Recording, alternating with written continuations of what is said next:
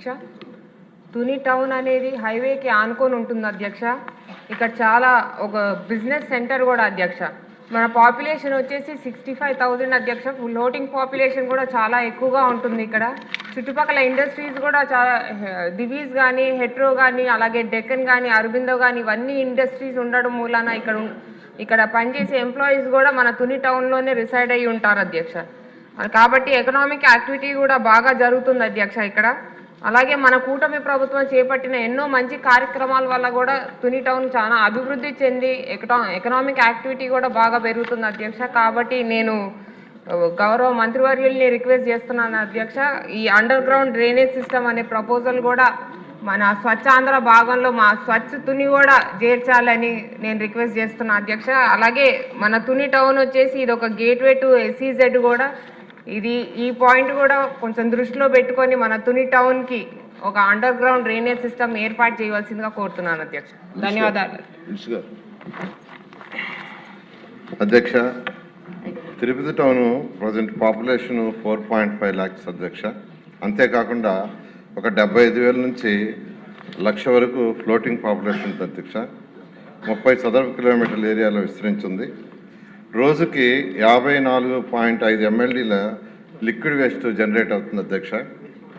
అయితే మొత్తం నెట్వర్క్ 408.41 కిలోమీటర్ల నెట్వర్క్ వేయాల్సింది అధ్యక్ష.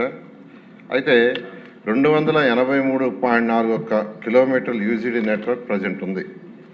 మరొక 125 కిలోమీటర్ల నెట్వర్క్ని చేయాల్సింది అధ్యక్ష. ఎందుకంటే అనేక విలేజ్లు అవన్నీ మెర్జ్ అయినవి. అయితే ఇందులో ఏదైతే ఆల్రెడీ 1993 నుంచి 95 దాకా ఏదైతే UGD చేశారో పాత UGDలో 60 కిలోమీటర్ల UGD నెట్వర్క్ని రీప్లేస్ చేయాల్సింది అధ్యక్ష. అది ఓల్డ్ అయిపోవటం, ఫ్రీక్వెంట్గా అనేక లీకేజీలు రావడంతో అయితే ఈ 125 కిలోమీటర్ల న్యూ నెట్వర్క్ని ప్లస్ 60 కిలోమీటర్లు రీప్లేస్ చేయాలంటే 152.45 కోట్లు కావాలని ఎస్టిమేషన్ చేశారు అధ్యక్ష. అయితే ఏదైతే 60 కిలోమీటర్లు రీప్లేస్ చేయాలో దాంట్లో 7.5 కిలోమీటర్లు ఓల్డ్ నెట్వర్క్ని రీప్లేస్ చేయడానికి ఆల్రెడీ 35 కోట్లతో యాక్చువల్గా ప్రపోజ్ చేసి టెక్నికల్ స్టేజ్లో ఉంది అధ్యక్ష. మార్చి నెలలో దానికి టెండర్ పిలవటం జరుగుతుంది. టెండర్ బిల్స్ ఇమీడియట్గా టేకప్ చేస్తాం. మిగతాది రీప్లేస్మెంట్ కానీ న్యూ కానీ ఫైనాన్షియల్ పరిస్థితిని బట్టి కేంద్ర ప్రభుత్వంతో కూడా సంప్రదించి దాని మీద చేయడం జరుగుతుంది అధ్యక్ష. ఈరోజు రాష్ట్రం మొత్తం తీసుకుంటే అధ్యక్ష 21,170 కిలోమీటర్ల నెట్వర్క్ చేయాల్సింది అధ్యక్ష. అది పూర్తి చేయాలంటే 24,000 కోట్ల రూపాయలు కావాల్సి వస్తుంది అధ్యక్ష. ప్రజెంట్ అయితే 3,224 కిలోమీటర్లు వర్క్ జరుగుతుంది. వర్క్ ఉంది అధ్యక్ష. UGD ఉంది 3,224. ప్రజెంట్ వరకు 2,860 కిలోమీటర్లు జరుగుతుంది అధ్యక్ష. ఏదేమైనప్పటికీ రాష్ట్రంలో ఈ యొక్క UGDని చేస్తేనే నిజమైన స్వచ్ఛ ఆంధ్ర, స్వచ్ఛ భారత్ అనేది వస్తుంది అధ్యక్ష. దానికి అన్ని విధాల ఫైనాన్షియల్ పరిస్థితిని బట్టి ముందుకు పోవడం జరుగుతుంది అధ్యక్ష. ఓకే అండి. నెక్స్ట్ క్వశ్చన్ 1517 TS మినిస్టర్ గారు. ధన్యవాదాలు అధ్యక్ష. మొదటి ప్రశ్నకు సమాధానం. ఈ ప్రాజెక్టు క్రింద కాలువ పొడవు 124.775 కిలోమీటర్లు, ప్రతిపాదిత ఆయకట్టు 8 లక్షల ఎకరాలు. రెండవ ప్రశ్నకు సమాధానం. ఈ ప్రాజెక్టు కోసం వినియోగించేందుకు ప్రతిపాదించిన మొత్తం నీటి పరిమాణం 63.2 TMCలు. మూడవ ప్రశ్నకు సమాధానం.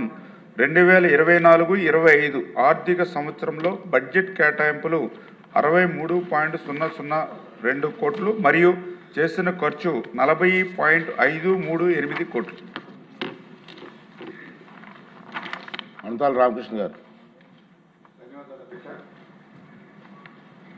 మంత్రి గారి సమాధానం చాలా విపులంగా ఇచ్చినప్పటికీ ఈ ప్రాజెక్టులో ఎటువంటి చలనం లేదు అధ్యక్ష. 2007లో మొదలుపెట్టినటువంటి ప్రాజెక్టు దురదృష్టవశాత్తు తర్వాత తీసుకురాకపోవడంతో మళ్ళీ 2017లో గౌరవ ముఖ్యమంత్రి గారు చంద్రబాబు నాయుడు గారు టైంలో జీవో ఇష్యూ చేశారు అధ్యక్ష. టెండర్స్ పిలిచారు. కానీ తర్వాత వచ్చినటువంటి ప్రభుత్వం ఆ వర్క్స్ చేయకుండా ఆపేయడం జరిగింది అధ్యక్ష. ఉత్తరాంధ్రకు బ్యాక్ బోన్ లాంటిది అధ్యక్ష ఈ కార్యక్రమం.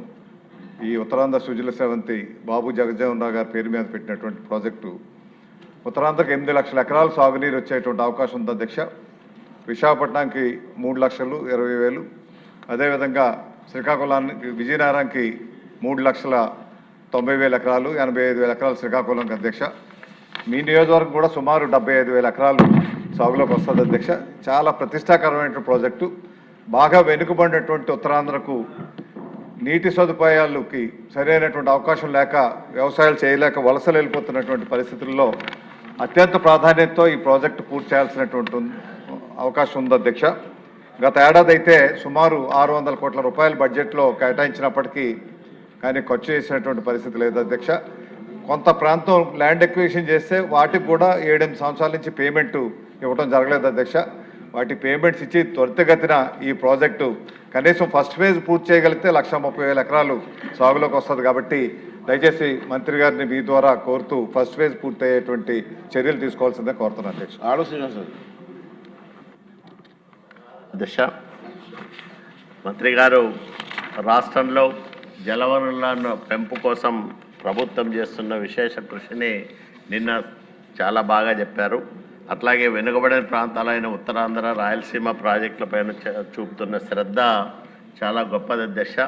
హంద్రీనివా ప్రధాన కాలువని 3,850 క్యూసెక్కులకు పెంచడం వల్ల ఆ అనుబంధంగా ఉన్న పంట కాలువలకు రైతుల్లో ఒక కొత్త ఆశలు చిగురించాయి అధ్యక్ష.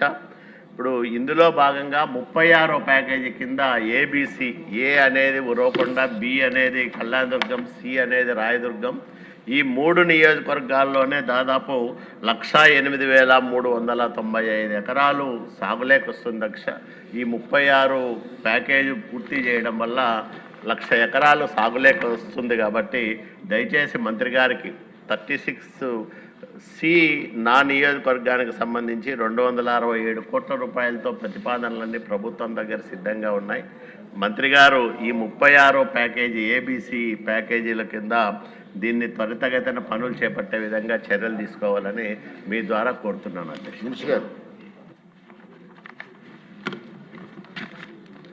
ధన్యవాదాలు అధ్యక్ష. ఉత్తరాంధ్ర సుజల స్రవంతి ఆ రోజు 2014-2019 గౌరవ ముఖ్యమంత్రి నారా చంద్రబాబు నాయుడు గారు ఉత్తరాంధ్ర శ్రీకాకుళం, విజయనగరం, విశాఖపట్నం ఉమ్మడి జిల్లాల యొక్క సస్యశ్యామలం చేయాలనే ఉద్దేశంతో ఆ రోజు మరి 8 లక్షల ఎకరాలకు సాగునీరు అందించాలి, 30 లక్షల జనాభాకు త్రాగునీరు అందించాలి, విశాఖపట్నంకి డ్రింకింగ్ వాటర్, అదేవిధంగా స్టీల్ ప్లాంట్తో సహా పారిశ్రామిక అవసరాలు తీర్చాలనే ఉద్దేశంతో 63.20 TMCల సామర్థ్యం